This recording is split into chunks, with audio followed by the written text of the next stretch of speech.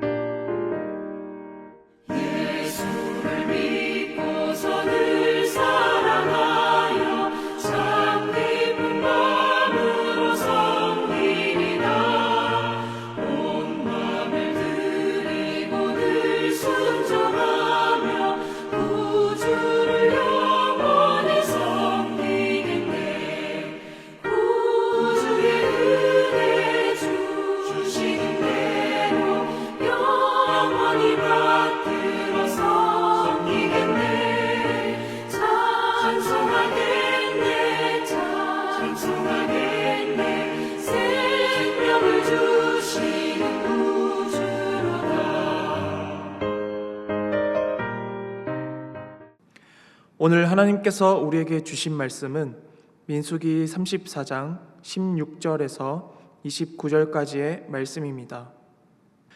여호와께서 또 모세에게 말씀하여 이르시되 너희에게 땅을 기업으로 나눌 자의 이름은 이러하니 제사장 엘르아살과 눈의 아들 여호수아니라. 너희는 또 기업의 땅을 나누기 위하여 각 지파의 한 지휘관씩 택하라. 그 사람들의 이름은 이러하니 유다 지파에서는 여분네 아들 갈렙이요 시므온 지파에서는 암미우스의 아들 스무엘이요 베냐민 지파에서는 기슬론의 아들 엘리다시요 단 자손 지파에서는 지휘관 요글리의 아들 붓기요 요셉 자손 중 므낫세 자손 지파에서는 지휘관 에봇의 아들 한니엘이요 에브라임 자손 지파에서는 지휘관 십단의 아들 그무엘이요 스불론 자손 지파에서는 지휘관 바르낙의 아들 엘리사반이요 이사갈 자손 지파에서는 지휘관 아산의 아들 발디엘이요 아셀 자손 지파에서는 지휘관 슬로미의 아들 아이우시요 납달리 자손 지파에서는 지휘관 암미우스의 아들 부다엘이라 하셨느니라. 이들이 여호와께서 명령하사 가나안 땅에서 이스라엘 자손에게 기업을 받게 하신 자들이니라. 아멘. 사랑하는 성도 여러분, 우리는 살아가면서 참 많은 계획과 질서를 세우면서 살아가는데요. 그것이 가정에서, 그리고 직장에서, 그리고 사회생활에서 많은 질서를 세워갑니다. 그러한 질서들이 무너지면 어떻게 됩니까? 바로 혼란스러워집니다. 바로 우리의 믿음의 여정에도 질서가 있는데요. 하나님은 질서의 하나님이시며 모든 것을 합력하여 선을 이루기를 원하시는 분이십니다. 하나님께서 약속하신 그 가나안 땅에 들어가기 직전에 이제 이스라엘 백성들은 새로운 시작을 앞두고 있었습니다. 가나안은 어떤 땅입니까? 바로 젖과 꿀이 흐르는 하나님께서 약속하신 그 땅입니다. 이스라엘 백성들이 애굽에서 울부짖고 있을 때 선지자 모세를 통하여 이끌어내시고 약속하신 그 땅입니다. 그런데 그 땅을 정복하고 분배하는 과정에서 하나님께서는 단순히 이제는 너희가 알아서 해라 라고 그 땅을 주신 것이 아닙니다. 오히려 철저한 질서와 계획을 가지고 지도자들을 세우시고 공정한 분배가 이루어지도록 명령하셨습니다. 오늘 본문에서는 우리는 하나님께서 세우신 그 질서와 사명, 그리고 그 안에서 우리가 어떻게 살아가야 하는지를 배우게 됩니다. 오늘 본문은 이스라엘 백성이 가나안 땅에 들어가기 직전에 그 땅을 어떻게 공정하게 나눌 것인가에 대한 구체적인 지침으로 이어지는 장면인데요. 하나님이 그들에게 각 지파별로 기업을 나누는 일을 책임질 지도자들의 이름을 명시해 주고 계십니다. 하나님은 약속하신 땅을 단지 주시는 것에 그치지 않으시고 바로 하나님의 질서를 보여주셨습니다. 하나님의 사람들을 부르시고 지명하셔서 그들을 통해 뜻을 펼치셨습니다. 모세는 지도자로서 세워 애굽에서 이스라엘 백성들을 건져내게 하시고 그리고 광야에서 이끌게 하셨고 여호수아를 통해 가나안 정복을 하셨습니다. 본문 16절 17절 말씀을 읽어보겠습니다. 여호와께서 또 모세에게 말씀하여 이르시되 너희에게 땅을 기업으로 나눌 자의 이름은 이러하니 제사장 엘르아살과 눈의 아들 여호수아니라. 땅을 분배할 책임을 맡은 최종 책임자 두 사람의 이름을 밝히고 있는데요. 모세는 이스라엘 백성을 이끌고 광야를 지나 약속의 땅을 눈앞에 두었지만 그 땅을 분배하는 일은 모세의 사명이 아니었습니다. 제사장 엘르아살과 눈의 아들 여호수아가 바로 그들이었습니다. 오늘 여기서 우리는 하나님이 지도자를 세우실 때 권위와 균형의 원칙을 발견할 수 있는데요.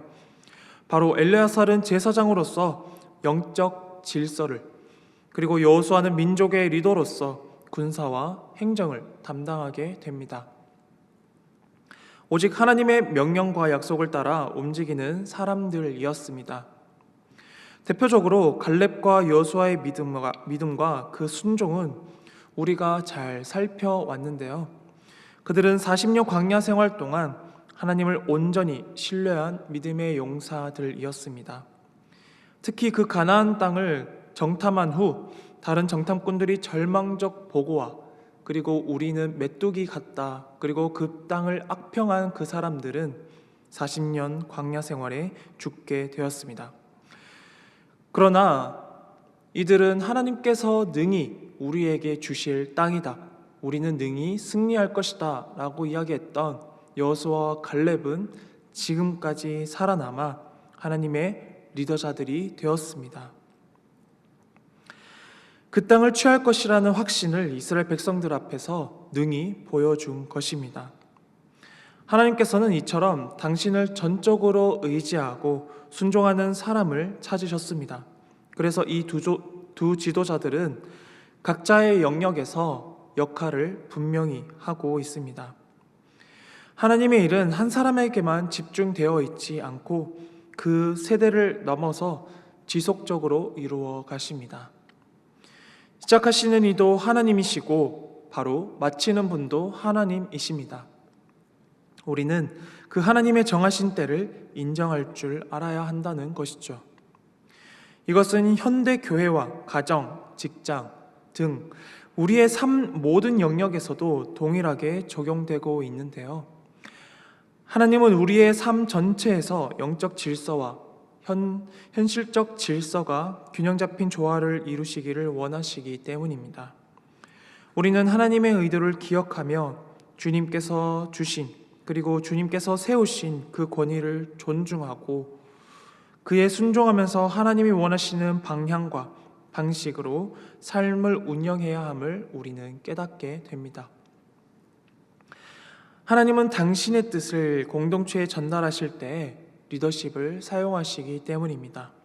따라서 우리 각 사람은 겸손히 하나님이 세우신 그 권위와 질서에 순종함으로 진정한 평안과 질서의 복을 누릴 수 있게 됩니다. 18절 말씀을 읽겠습니다. 너희는 또 기업의 땅을 나누기 위하여 각 지파의 한 지휘관씩 택하라.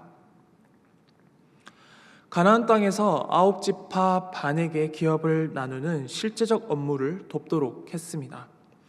이후 9절에서는 각 지파에서 특별히 선택된 10명의 지도자들의 이름이 나열이 되는데요. 이는 단순한 조직 구성이 아니라 공정하고 질서 있는 과정을 통해서 하나님께서는 각 지파별로 한 명씩 명확히 지명하시면서 그들에게 분배의 책임을 맡기셨습니다. 각 지파에 그 이름을 열거한 이유가 무엇일까요? 하나님이 각 개인의 사명과 책임을 매우 중요하게 여기신다는 점을 우리에게 알려주기 위함입니다. 지파별로 한 지휘관씩 택하라는 하나님의 명령은 그들에게 맡겨진 책임이 하나님께로부터 온 사명임을 바로 상기시키고 있다는 것이죠. 하나님이 이들을 직접 세우셨고 본인들의 이름을 걸고 정직하고 성실하게 이 일을 감당해야 했습니다. 그리고 자신의 유익이 아니라 하나님의 뜻을 이루는데 바로 그 사명을 집중해야 했기 때문입니다. 하나님께서는 우리 공동체 구성원 모두에게 각자의 맡은 역할과 책임을 감당해 주셨습니다. 개인마다 직분과 은사가 다를지라도 모든 사람은 하나님이 정하신 각자의 자리에서 진실하고 신실하게 책임을 다해야 하는 것입니다. 본문에서 지명된 지도자들은 모든 이스라엘들 백성들 앞에서 그 이름이 불렸을 것입니다. 그들의 이름이 언급되는 순간 자신들이 맡은 책임이 그 하나님 앞에서 얼마나 막중한 책임인가를 절실하게 깨달았을 것입니다. 그리고 그것이 얼마나 무겁고 중요한 사명인지를 알게 되었죠. 마찬가지로 하나님은 우리가 감당해야 할 일들을 결코 가볍게 여기지 않으시며 반드시 그 일을 감당하실 수 있도록 능력과 지혜를 공급해 주시는 분이십니다. 우리가 하나님이 주신 책임을 진실하게 감당할 때 하나님은 그 공동체에서 질서와 화평을 주십니다. 만약 그 땅의 분배가 무질서하게 이루어진다면 지파들 간 갈등이 생기고 공동체의 그 조화가 깨어질 것입니다. 당시 땅 분배는 단순한 재산 분할이 아니었습니다. 그것은 각 지파의 미래와 운명을 결정할 그 책임이 막중한 일이었기 때문입니다.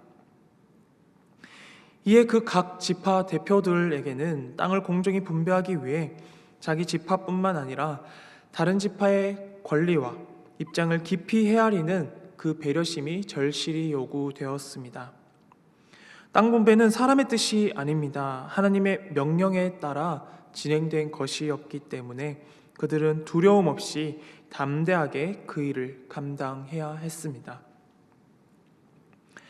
하나님께서 여호수아에게 내가 내게 명령한 것이니 담대하라 라고 말씀하셨듯이 그 하나님의 일을 맡은 자들은 하나님의 권위를 의지하며 나아가야 합니다. 함께 마지막 구절 29절을 보겠습니다. 이들이 여호와께서 명령하사 가나안 땅에서 이스라엘 자손에게 기업을 받게 하신 자들이니라. 오늘 이 맺음 9절에서 우리는 하나님이 세우신 질서 속에서 각자의 책임을 충성스럽게 수행한 사람들을 향한 그 하나님의 인정과 신뢰를 확인할 수 있게 됩니다.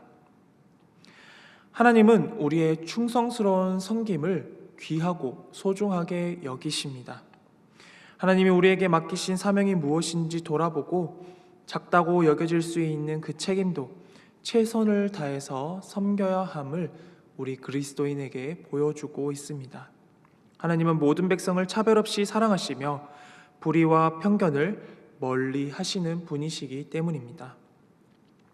그 땅을 기업으로 주어 하나님의 약속과 사랑을 이스라엘 백성들에게 친히 보여주셨습니다. 하나님의 약속 안에서 그분의 사랑을 배우게 됩니다. 하나님이 세우신 그 공동체, 하나님께서 보여주신 그 사랑으로 세워 나가야 함을 우리는 알 수 있습니다. 하나님이 세우신 일을 잘 감당하기 위해 그분을 전적으로 의지하고 신뢰해야 된다는 것을 다시 한번 강조합니다. 이제 말씀을 마무리하겠습니다. 오늘 본문은 하나님이 백성에게 약속하신 그 땅을 주실 때에도 철저히 질서와 책임 있는 리더십을 보여주고 계십니다. 그 약속을 온전히 이루어 가신다는 사실을 보여주고 계시죠. 그러므로 우리는 하나님이 세우신 그 권위를 존중하며 각자에게 맡겨진 책임과 사명을 충성스럽게 감당하는 삶이 진정한 복과 화평으로 이어진다는 귀한 진리를 배우게 됩니다. 하나님은 우리가 맡은 책임을 성실히 감당하기를 기대하십니다. 하나님의 계획 속에서 우리는 세워졌습니다. 각 지파의 리더자들이 하나님의 뜻을 이루기 위해 세워졌듯이 우리 교회 공동체 안에서 하나님께서 주신 사명을 잘 감당해야 할 것입니다. 주님께서 주신 이 새벽, 우리의 뜻이 아닌 하나님의 명령을 따라 일을 해야 합니다. 오늘 하루도 하나님께서 세우신 질서를 인정하고 충성스럽게 사명을 잘 감당하시는 그러한 주님의 자녀들, 그러한 주님의 그리스도인들이 되시기를 주님의 이름으로 부탁드립니다. 거룩하시고 신실하신 하나님 아버지, 이스라엘 백성에게 약속하신 땅을 공정하고 질서 있게 분배하시며 그 일을 위해 하나님의 사람들을 세우신 주님의 섭리를 통해 오늘 우리 삶에도 하나님이 주신 자리와 책임이 있음을 다시금 마음에 새깁니다. 주님, 우리의 삶 속에서도 주님께서 세우신 질서를 존중하며 각자의 자리에서 하나님께서 주신 사명을 충성스럽게 감당하게 하여 주옵소서. 우리의 뜻이 아니라 나의 뜻이 아니라 주님의 뜻이 이루어지기를 소망하며 그 맡겨진 자리에서 하나님의 공의와 사랑을 실천하는 주님의 일꾼이 되게 하여 주옵소서. 하나님이 세우신 권위를 존중하며 겸손히 순종하는 우리의 삶을 기쁘게 받아주시고 언제나 주님과 동행하며 충성된 종으로 살아가게 인도하옵소서. 예수 그리스도의 이름으로 기도드립니다. 아멘. 하늘에 계신 우리 아버지, 아버지의 이름을 거룩하게 하시며 아버지의 나라가 오게 하시며 아버지의 뜻이 하늘에서와 같이 땅에서도 이루어지게 하소서. 오늘 우리에게 일용할 양식을 주시고 우리가 우리에게 잘못한 사람을 용서하여 준 것 같이 우리 죄를 용서하여 주시고 우리를 시험에 빠지지 않게 하시고 악에서 구하소서. 나라와 권능과 영광이 영원히 아버지의 것입니다. 아멘.